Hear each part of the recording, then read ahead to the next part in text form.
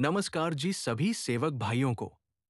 समय का महत्व। बाबा को परमेश्वरी की कृपा प्राप्त होने के बाद भी उनका परिवार हिंदू धर्म के सभी देवताओं में विश्वास करता था। वे उसकी पूजा कर रहे थे। सभी त्योहार मनाए गए। इस दिन एकादश चतुर्थी का व्रत किया जाता था। श्री बालकृष्ण एवं नारायण राव के घर पर भारतीय संवत पौष माह में 11 दिवसीय हवन कार्य चल रहा था। इसी हवन के दौरान पौष वद्य चतुर्थी आई। वो रविवार 20 जनवरी 1946 था। ये चतुर्थी हिंदुओं की प्रमुख चतुर्थी में से एक मानी जाती है। ये दिन वैदिक दृष्टि से बहुत महत्वपूर्ण माना जाता है। इस दिन बाबा के घर की महिलाएं व्रत कर रही थी। हवन खत्म करने में काफी रात हो गई थी। ये आमतौर पर 11 बजे के आसपास होता था। तो घर के पुरुषों ने बाबा से विनती की कि आज महिलाओं का निर्जला व्रत है और रात 11 बजे हवन समाप्त होगा, इसलिए उन्हें खाना खाने में बहुत देर हो जाएगी। इसलिए उन्हें देर रात तक भूखा रहना पड़ता है।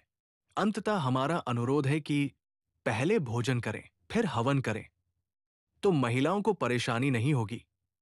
बाबा ने चुपचाप उनकी बात सुनी और मन ही मन सोचा कि भगवान की पूजा करने से भी क्या फर्क पड़ेगा।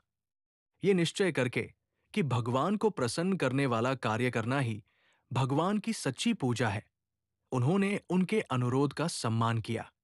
शाम को भोजन के बाद वो अपने बड़े भाइयों के पास हवन कार्य करने गए। उस समय तक हवन कार्य करने में बेशक बहुत देर हो चुकी थी। हवन के बाद बाबा घर आए। बाबा के पास 16x30 माप का एक अलग शयन कक्ष था। बाबा उस कमरे में अकेले सोते थे और परिवार के बाकी लोग दूसरे कमरे में सोते थे।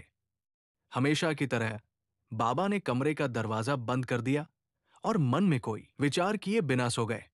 अक्सर आधी रात के करीब 1-2 बजे बाबा चोर चोर चिल्लाने लगते। ये चीख सुनकर बगल के कमरे में सो रहे लोग जाग गए। सभी आदमी जाग गए।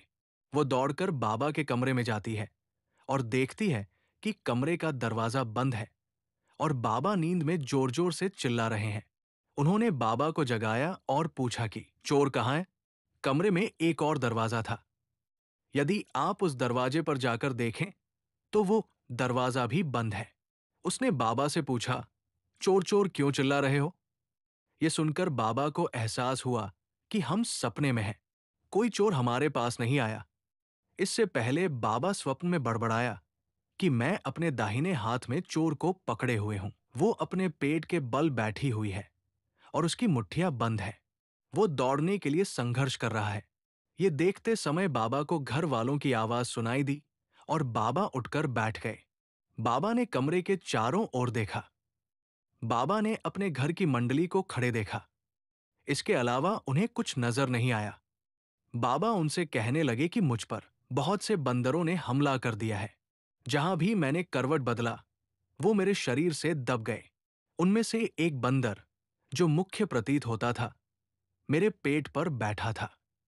वे सभी मेरे शरीर से खेलने और भागने के लिए तैयार थे। इसलिए मैंने उस प्रमुख वानर का एक पैर अपनी दाहिनी मुट्ठी में पकड़ लिया।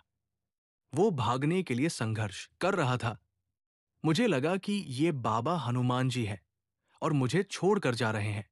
और कुछ नहीं कहा गया और उन्हें अपने कमरे में वापस जाने के लिए कहा गया। सब अपने कमरे में चले जाने के बाद बाबा निश्चिंत होकर सो गए। अगले दिन बाबा ने घर के सभी सदस्यों को इकट्ठा किया और फिर उन्हें रात की घटना का विवरण सुनाना शुरू किया। कल दोपहर के भोजन के बाद हवन कार्य देर से शुरू हुआ। सामान्य निश्चित समय चूक गया। इससे बाबा हनुमान जी अप्रसन्न हो गए। वो मुझे स्वप्न में दिखाई दिए। वो अपने दरवाजे पर आकर खड़ा हो गए। मैं तब अपने कमरे में सो रहा था। बाबा हनुमान जी ने कहा, मैं तेरे बाप का नौकर नहीं हूं। मैं समय पर तेरे यहां आया हूं। मैं भूखा प्यासा तेरे द्वार पर खड़ा हूं और तू खा रहा है।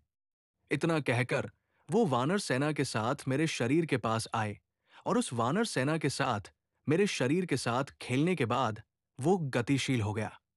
फिर मैंने बाबा हनुमान जी के पैर पकड़ लिए और माफी मांगी। वे जाने की तैयारी कर रहे थे, लेकिन मैंने उन्हें नहीं छोड़ा। जब मैं इसके बारे में पूरी तरह से सोचता हूं तो मुझे लगता है कि भगवान सही समय पर दौड़े चले आते हैं।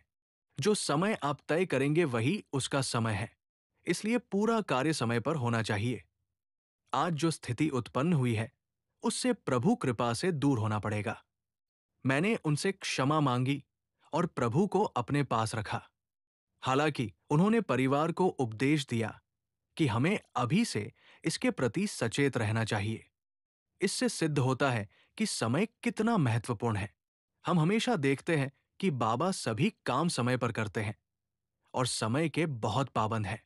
आइए, हम भी समय सीमा का पालन करने का संकल्प लें और सभी काम निश्चित समय पर करें। यदि मेरे शब्दों में कोई त्रुटि हो तो मैं भगवान बाबा हनुमान जी एवं महान त्यागी बाबा जुमदेव जी से क्षमा मांगता हूं। कृपया अभी सब्सक्राइब करें और इस परमात्मा एक सत्य यूट्यूब चैनल से जुड़ने के लिए सभी सेवकों को वीडियो भेजें। नमस्कार।